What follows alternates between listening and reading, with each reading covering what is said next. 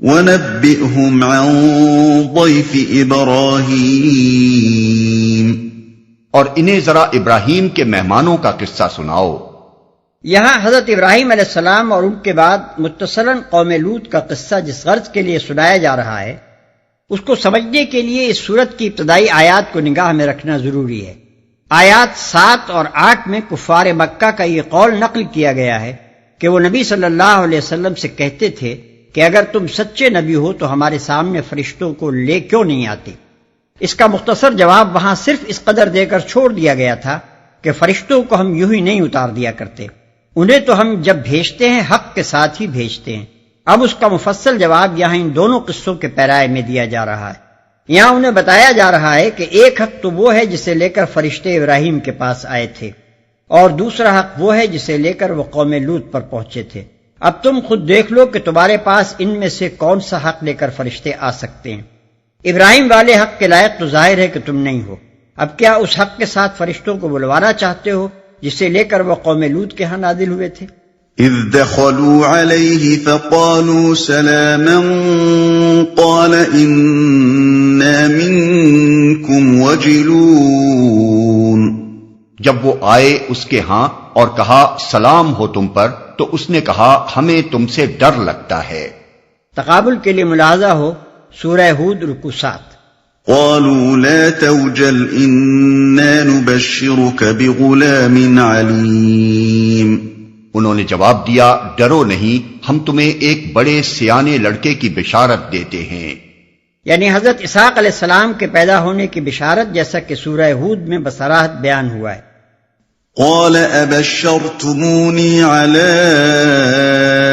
ان مسنی الکبر فبم تبشرون، ابراہیم نے کہا کیا تم اس بڑھاپے میں مجھے اولاد کی بشارت دیتے ہو؟ ذرا سوچو تو صحیح یہ کیسی بشارت تم مجھے دے رہے ہو؟ قالوا بشرناك بالحق فلا تكن من القانطين، انہوں نے جواب دیا ہم تمہیں برحق بشارت دے رہے ہیں، تم مایوس نہ ہو۔ قال ومن يقنط من رحمة ربه إلا الضالون، ابراہیم نے کہا اپنے رب کی رحمت سے مایوس تو گمراہ لوگ ہی ہوا کرتے ہیں۔ قال فما خطبكم أيها المرسلون، پھر ابراہیم نے پوچھا اے فرستادگان الہی وہ مہم کیا ہے جس پر آپ حضرات تشریف لائے ہیں؟ حضرت ابراہیم علیہ السلام کے اس سوال سے صاف ظاہر ہوتا ہے کہ فرشتوں کا انسانی شکل میں آنا ہمیشہ غیر معمولی حالات ہی میں ہوا کرتا ہے، اور کوئی بڑی مہم ہی ہوتی ہے جس پر وہ بھیجے جاتے ہیں۔ قالوا انا ارسلنا الى قوم مجرمين الا آل لوط انا لمنجوهم اجمعين الا امرأته قدرنا انها لمن الغابرين، وہ بولے ہم ایک مجرم قوم کی طرف بھیجے گئے ہیں، صرف لوط کے گھر والے مستثنا ہیں، ان سب کو ہم بچا لیں گے سوائے اس کی بیوی کے جس کے لیے اللہ فرماتا ہے ہم نے مقدر کر دیا ہے کہ وہ پیچھے رہ جانے والوں میں شامل رہے گی۔ مجرم قوم کی طرف بھیجے گئے ہیں، اشارے کا یہ اختصار صاف بتا رہا ہے کہ قوم لوط کے جرائم کا پیمانہ اس وقت اتنا لبریز ہو چکا تھا کہ حضرت ابراہیم علیہ السلام جیسے باخبر آدمی کے سامنے اس کا نام لینے کی قطعاً ضرورت نہ تھی، بس ایک مجرم قوم کہہ دینا بالکل کافی تھا۔ فلما جاء آل لوط المرسلون قال إنكم قوم منكرون قالوا بل جئناك بما كانوا فيه يمترون وأتيناك بالحق وإنا لصادقون۔ پھر جب یہ فرستادے لوط کے ہاں پہنچے تو اس نے کہا آپ لوگ اجنبی معلوم ہوتے ہیں، انہوں نے جواب دیا، نہیں بلکہ ہم وہی چیز لے کر آئے ہیں جس کے آنے میں یہ لوگ شک کر رہے تھے۔ ہم تم سے سچ کہتے ہیں کہ ہم حق کے ساتھ تمہارے پاس آئے ہیں۔ لوط کے ہاں پہنچے۔ تقابل کے لیے ملاحظہ ہو سورہ آراف رکوع 10، سورہ ہود رکوع 7۔ اجنبی معلوم ہوتے ہیں۔ یہاں بات مختصر بیان کی گئی ہے۔ سورہ ہود میں اس کی تفصیل یہ دی گئی ہے کہ ان لوگوں کے آنے سے حضرت لوط علیہ السلام بہت گھبرائے اور سخت دل تنگ ہوئے، اور ان کو دیکھتے ہی اپنے دل میں کہنے لگے کہ آج بڑا سخت وقت آیا ہے۔ اس گھبراہٹ کی وجہ جو قرآن کے بیان سے اشارتاً اور روایات سے صراحتاً معلوم ہوتی ہے، یہ ہے کہ یہ فرشتے نہایت خوبصورت لڑکوں کی شکل میں حضرت لوط علیہ السلام کے ہاں پہنچے تھے، اور حضرت لوط علیہ السلام اپنی قوم کی بدماشی سے واقف تھے، اس لیے آپ سخت پریشان ہوئے کہ آئے ہوئے مہمانوں کو واپس بھی نہیں کیا جا سکتا اور انہیں ان بدماشوں سے بچانا بھی مشکل ہے۔ فَأَسْرِ بِأَهْلِكَ بِقِطْعٍ مِّنَ اللَّيْلِ وَاتَّبِعْ أَدْبَارَهُمْ وَلَا يَلْتَفِتْ مِنكُمْ أَحَدٌ وَامْضُوا حَيْثُ تُؤْمَرُونَ۔ لہذا اب تم کچھ رات رہے اپنے گھر والوں کو لے کر نکل جاؤ اور خود ان کے پیچھے پیچھے چلو، تم میں سے کوئی پلٹ کر نہ دیکھے، بس سیدھے چلے جاؤ جدھر جانے کا تمہیں حکم دیا جا رہا ہے، خود ان کے پیچھے پیچھے چلو۔ یعنی اس غرض سے اپنے گھر والوں کے پیچھے چلو کہ ان میں سے کوئی ٹھہرنے نہ پائے، کوئی پلٹ کر نہ دیکھے۔ اس کا یہ مطلب نہیں ہے کہ پلٹ کر دیکھتے ہی تم پتھر کے ہو جاؤ گے جیسا کہ بائبل میں بیان ہوا ہے، بلکہ اس کا مطلب یہ ہے کہ پیچھے کی آوازیں اور شور و غل سن کر تماشا دیکھنے کے لیے نہ ٹھہر جانا۔ یہ نہ تماشا دیکھنے کا وقت ہے اور نہ مجرم قوم کی ہلاکت پر آنسو بہانے کا۔ ایک لمحہ بھی اگر تم نے معذب قوم کے علاقے میں دم لے لیا تو بعید نہیں کہ تمہیں بھی اس ہلاکت کی بارش سے کچھ غضن پہنچ جائے۔ وَقَضَيْنَا إِلَيْهِ ذَلِكَ الْأَمْرَ أَنَّ دَابِرَ هَٰؤُلَاءِ مَقْطُوعٌ مُصْبِحِينَ۔ اور اسے ہم نے اپنا یہ فیصلہ پہنچا دیا کہ صبح ہوتے ہوتے ان لوگوں کی جڑ کاٹ دی جائے گی۔ وَجَاءَ أَهْلُ الْمَدِينَةِ يَسْتَبْشِرُونَ۔ اتنے میں شہر کے لوگ خوشی کے مارے بےتاب ہو کر لوط کے گھر چڑھ آئے۔ اس سے اندازہ کیا جا سکتا ہے کہ اس قوم کی بد اخلاقی کس حد کو پہنچ چکی تھی۔ بستی کے ایک شخص کے ہاں چند خوبصورت مہمانوں کا آ جانا اس بات کے لیے کافی تھا کہ اس کے گھر پر اوباشوں کا ایک ہجوم امنڈ آئے اور علانیہ وہ اس سے مطالبہ کریں کہ اپنے مہمانوں کو بدکاری کے لیے ہمارے حوالے کر دے۔ ان کی پوری آبادی میں کوئی ایسا عنصر باقی نہ رہا تھا جو ان حرکات کے خلاف آواز اٹھاتا، اور نہ ان کی قوم میں کوئی اخلاقی حس باقی رہ گئی تھی جس کی وجہ سے لوگوں کو علی الاعلان یہ زیادتیاں کرتے ہوئے کوئی شرم محسوس ہوتی۔ حضرت لوط علیہ السلام جیسے مقدس انسان اور معلم اخلاق کے گھر پر بھی جب بدماشوں کا حملہ اس بے باکی کے ساتھ ہو سکتا تھا تو اندازہ کیا جا سکتا ہے کہ عام انسانوں کے ساتھ ان بستیوں میں کیا کچھ ہو رہا ہوگا۔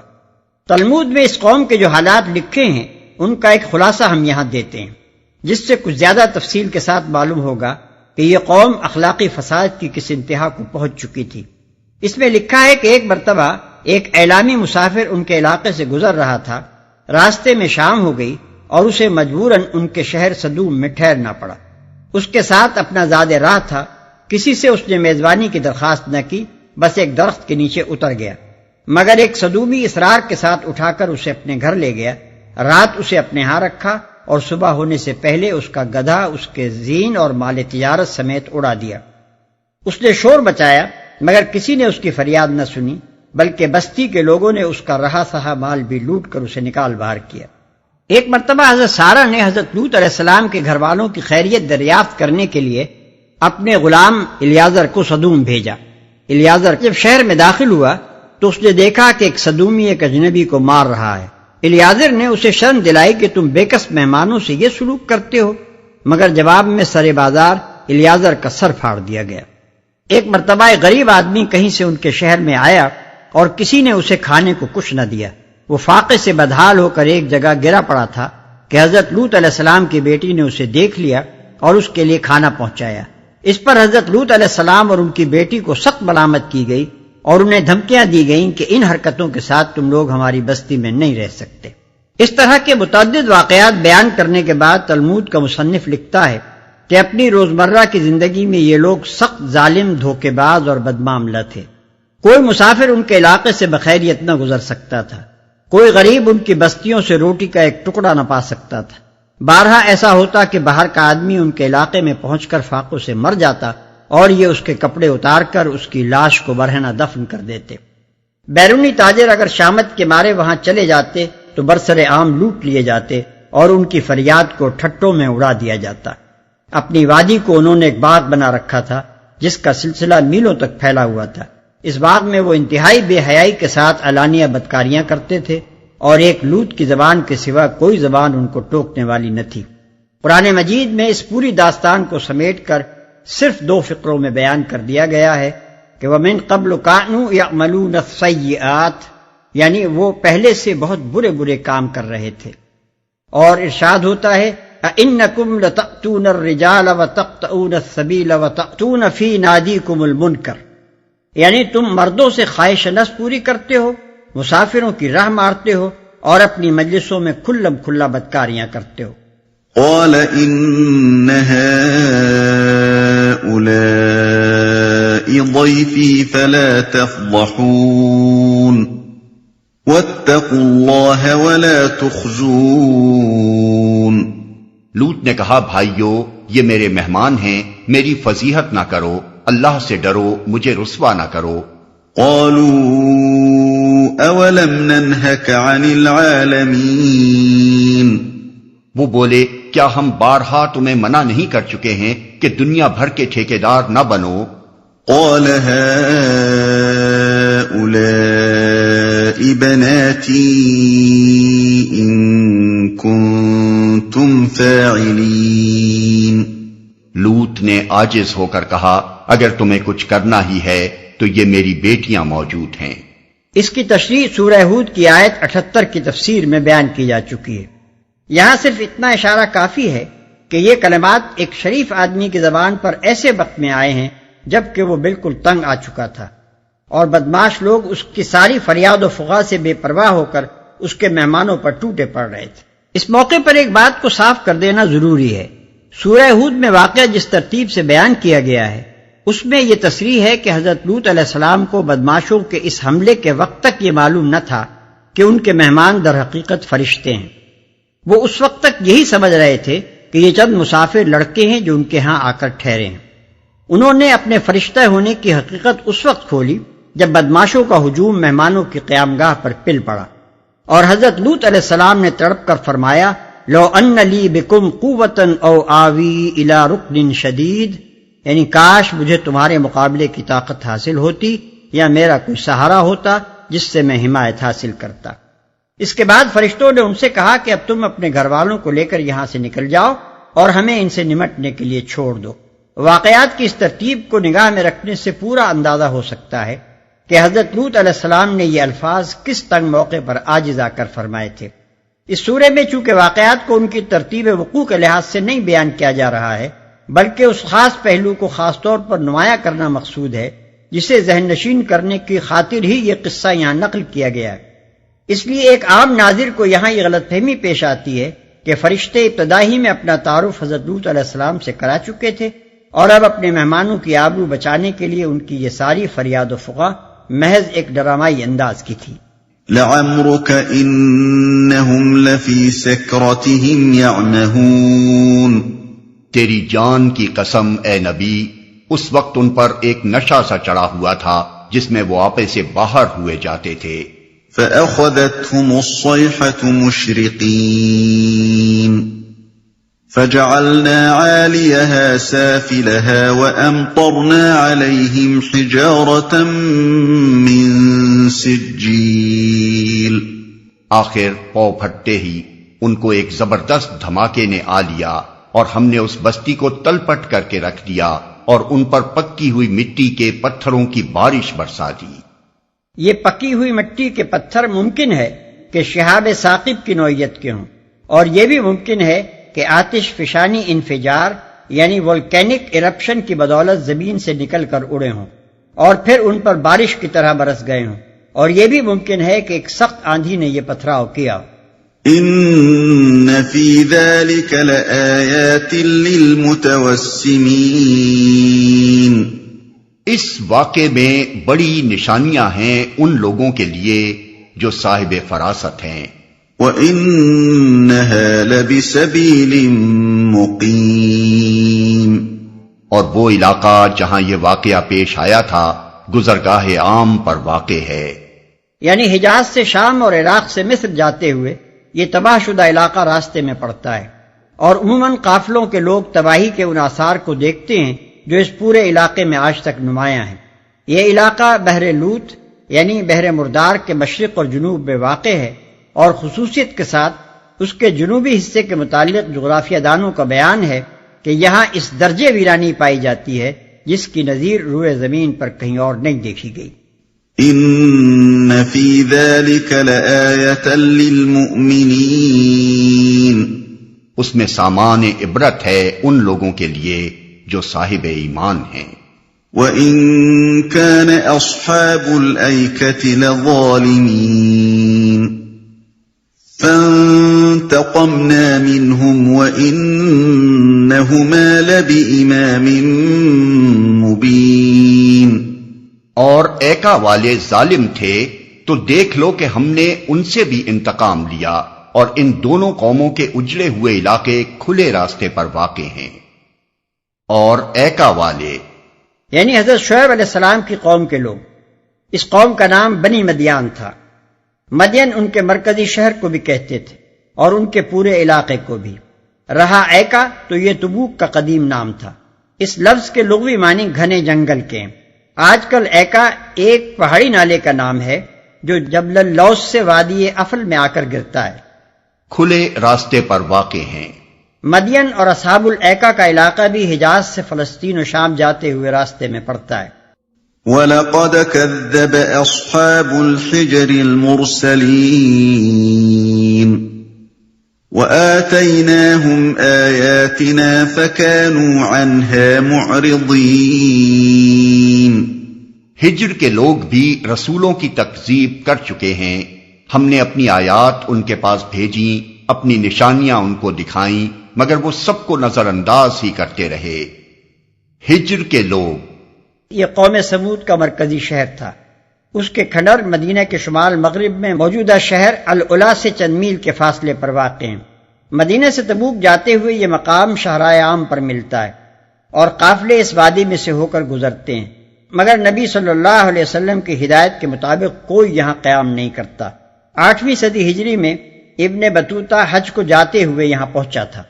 وہ لکھتا ہے کہ یہاں سرخ رنگ کے پہاڑوں میں قوم سمود کی عمارتیں موجود ہیں جو انہوں نے چٹانوں کو تراش تراش کر ان کے اندر بنائی تھیں۔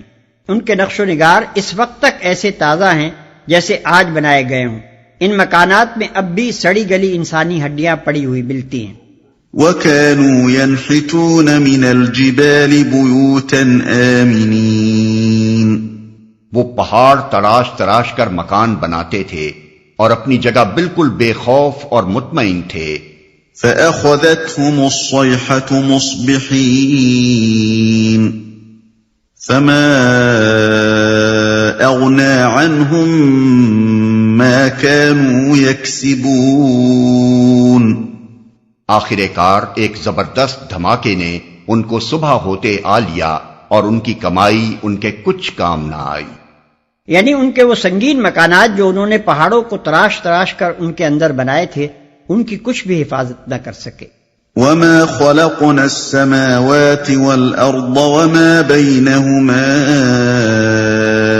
إِلَّا بِالْحَقِّ وَإِنَّ السَّاعَةَ لَآتِيَةٌ فَاصْفَحِ الصَّفْحَ الْجَمِيلَ، ہم نے زمین اور آسمان کو اور ان کی سب موجودات کو حق کے سوا کسی اور بنیاد پر خلق نہیں کیا ہے، اور فیصلے کی گھڑی یقیناً آنے والی ہے۔ پس اے محمد تم ان لوگوں کی بےہودگیوں پر شریفانہ درگزر سے کام لو، کسی اور بنیاد پر خلق نہیں کیا ہے۔ یہ بات نبی صلی اللہ علیہ وسلم کی تذکیر و تسلی کے لیے فرمائی جا رہی ہے۔ مطلب یہ ہے کہ اس وقت بظاہر باطل کا جو غلبہ تم دیکھ رہے ہو اور حق کے راستے میں جن مشکلات اور مصائب سے تمہیں سابقہ پیش آ رہا ہے، اس سے گھبراؤ نہیں. یہ ایک عارضی کیفیت ہے، مستقل اور دائمی حالت نہیں ہے، اس لیے کہ زمین و آسمان کا یہ پورا نظام حق پر تعمیر ہوا ہے نہ کہ باطل پر. کائنات کی فطرت حق کے ساتھ مناسبت رکھتی ہے نہ کہ باطل کے ساتھ. لہذا یہاں اگر قیام و دوام ہے تو حق کے لیے ہے نہ کہ باطل کے لیے. ان ربک هو الخلاق العلیم، یقیناً تمہارا رب سب کا خالق ہے اور سب کچھ جانتا ہے. یعنی خالق ہونے کی حیثیت سے وہ اپنی مخلوق پر کامل غلبہ و تسلط رکھتا ہے. کسی مخلوق کی یہ طاقت نہیں ہے کہ اس کی گرفت سے بچ سکے، اور اس کے ساتھ وہ پوری طرح باخبر بھی ہے. جو کچھ ان لوگوں کی اصلاح کے لیے تم کر رہے ہو اسے بھی وہ جانتا ہے، اور جن ہتھ کنڈوں سے یہ تمہاری صحیح اصلاح کو ناکام بنانے کی کوشش کر رہے ہیں ان کا بھی اسے علم ہے. لہذا تمہیں گھبرانے اور بے صبر ہونے کی کوئی ضرورت نہیں. مطمئن رہو کہ وقت آنے پر ٹھیک ٹھیک انصاف کے مطابق فیصلہ چکا دیا جائے گا. وَلَقَدْ آتَيْنَاكَ سَبْعًا مِّنَ الْمَثَانِي وَالْقُرْآنَ الْعَظِيمِ، ہم نے تم کو 7 ایسی آیات دے رکھی ہیں جو بار بار دہرائی جانے کے لائق ہیں، اور تمہیں قرآن عظیم عطا کیا ہے. بار بار دہرائی جانے کے لائق ہیں یعنی سورہ فاتحہ کی آیات. اگرچہ بعض لوگوں نے اس سے مراد وہ 7 بڑی بڑی سورتیں بھی لی ہیں جن میں 200 آیتیں ہیں، یعنی البقرہ، آل عمران، النساء، المائدہ، الانعام، الاعراف اور یونس یا انفال و توبہ. لیکن سلف کی اکثریت اس پر متفق ہے کہ اس سے سورہ فاتحہ ہی مراد ہے. بلکہ امام بخاری رحمۃ اللہ علیہ نے 2 مرفوع روایتیں بھی اس امر کے ثبوت میں پیش کی ہیں کہ خود نبی صلی اللہ علیہ وسلم نے 7 من المثانی سے مراد سورہ فاتحہ بتائی ہے. قرآن عظیم عطا کیا ہے. یہ بات بھی نبی صلی اللہ علیہ وسلم اور آپ کے ساتھیوں کی تسکین و تسلی کے لیے فرمائی گئی. یہ وقت وہ تھا جب حضور صلی اللہ علیہ وسلم اور آپ کے ساتھی سب کے سب انتہائی خستہ حالی میں مبتلا تھے. کار نبوت کی عظیم ذمہ داریاں سنبھالتے ہی حضور صلی اللہ علیہ وسلم کی تجارت قریب ختم ہو چکی تھی، اور حضرت خدیجہ رضی اللہ عنہا کا سرمایہ بھی 10-12 سال کے عرصے میں خرچ ہو چکا تھا. مسلمانوں میں سے بعض کمسن نوجوان تھے جو گھروں سے نکال دیے گئے تھے. بعض صنعت پیشہ یا تجارت پیشہ تھے جن کے کاروبار معاشی مقاطعہ کے مسلسل ضرب سے بالکل بیٹھ گئے تھے، اور بعض بیچارے پہلے ہی غلام یا موالی تھے جن کی کوئی معاشی حیثیت نہ تھی. اس پر مزید یہ ہے کہ حضور صلی اللہ علیہ وسلم سمیت تمام مسلمان مکے اور اطراف و نواح کی بستیوں میں انتہائی مظلومی کی زندگی بسر کر رہے تھے. ہر طرف سے مطعون تھے، ہر جگہ تذلیل و تحقیر اور تضحیک کا نشانہ بنے ہوئے تھے، اور قلبی اور روحانی تکلیفوں کے ساتھ جسمانی اذیتوں سے بھی کوئی بچا ہوا نہ تھا. دوسری طرف سرداران قریش دنیا کی نعمتوں سے مالا مال اور ہر طرح کی خوشحالیوں میں مگن تھے. ان حالات میں فرمایا جا رہا ہے کہ تم شکستہ خاطر کیوں ہوتے ہو؟ تم کو تو ہم نے وہ دولت عطا کی ہے جس کے مقابلے میں دنیا کی ساری نعمتیں ہیچ ہیں. رشک کے لائق تمہاری یہ علمی و اخلاقی دولت ہے، نہ کہ ان لوگوں کی مادی دولت جو طرح طرح کے حرام طریقوں سے کما رہے ہیں اور طرح طرح کے حرام راستوں میں اس کمائی کو اڑا رہے ہیں، اور آخر کار بالکل مفلس و قلاش ہو کر اپنے رب کے سامنے حاضر ہونے والے ہیں. لا تمدن عينيك إلى ما متعنا به أزواجا منهم ولا تحزن عليهم واخفض جناحك للمؤمنين. تم اس متاع دنیا کی طرف آنکھ اٹھا کر نہ دیکھو جو ہم نے ان میں سے مختلف قسم کے لوگوں کو دے رکھی ہے، اور نہ ان کے حال پر اپنا دل کڑھاؤ. انہیں چھوڑ کر ایمان لانے والوں کی طرف جھکو، اور نہ ان کے حال پر اپنا دل کڑھاؤ. یعنی ان کے اس حال پر نہ کڑھو کہ اپنے خیرخواہ کو اپنا دشمن سمجھ رہے ہیں، اپنی گمراہیوں اور اخلاقی خرابیوں کو اپنی خوبیاں سمجھے بیٹھے ہیں، خود اس راستے پر جا رہے ہیں اور اپنی ساری قوم کو اس پر لیے جا رہے ہیں جس کا یقینی انجام ہلاکت ہے. اور جو شخص انہیں سلامتی کی راہ دکھا رہا ہے اس کی صحیح اصلاح کو ناکام بنانے کے لیے ایڑی چوٹی کا زور صرف کیے ڈالتے ہیں. وَقُلْ إِنِّي أَنَا النَّذِيرُ الْمُبِينُ. اور نہ ماننے والوں سے کہہ دو کہ میں تو صاف صاف تنبیہ کرنے والا ہوں۔ كما أنزلنا على المقتسمين الذين جعلوا القرآن عضين، یہ اسی طرح کی تنبیہ ہے جیسی ہم نے ان تفرقہ پردازوں کی طرف بھیجی تھی جنہوں نے اپنے قرآن کو ٹکڑے ٹکڑے کر ڈالا ہے۔ اس گروہ سے مراد یہود ہیں۔ ان کو مقتسمین اس معنی میں فرمایا گیا ہے کہ انہوں نے دین کو تقسیم کر ڈالا، اس کی بعض باتوں کو مانا اور بعض کو نہ مانا، اور اس میں طرح طرح کی کمی و بیشی کر کے 20 فرقے بنا لیے۔ ان کے قرآن سے مراد تورات ہے جو ان کو اسی طرح دی گئی تھی جس طرح امت محمدیہ صلی اللہ علیہ وسلم کو قرآن دیا گیا ہے، اور اس قرآن کو ٹکڑے ٹکڑے کر ڈالنے سے مراد وہی فعل ہے جسے سورہ بقرہ آیت 85 میں یوں بیان کیا گیا ہے کہ افتؤمنون ببعض الکتاب وتکفرون ببعض، یعنی کیا تم کتاب اللہ کی بعض باتوں پر ایمان لاتے ہو اور بعض سے کفر کرتے ہو۔ پھر یہ جو فرمایا کہ یہ تنبیہ جو آج تم کو کی جا رہی ہے یہ ویسی ہی تنبیہ ہے جیسی تم سے پہلے یہود کو کی جا چکی ہے، تو اس سے مقصود دراصل یہود کے حال سے عبرت دلانا ہے۔ مطلب یہ ہے کہ یہودیوں نے خدا کی بھیجی ہوئی تنبیہات سے غفلت برت کر جو انجام دیکھا ہے وہ تمہاری آنکھوں کے سامنے ہے، اب سوچ لو کیا تم بھی یہی انجام دیکھنا چاہتے ہو؟ فوربك لنسألنهم أجمعين عما كانوا يعملون، تو قسم ہے تیرے رب کی ہم ضرور ان سب سے پوچھیں گے کہ تم کیا کرتے رہے ہو۔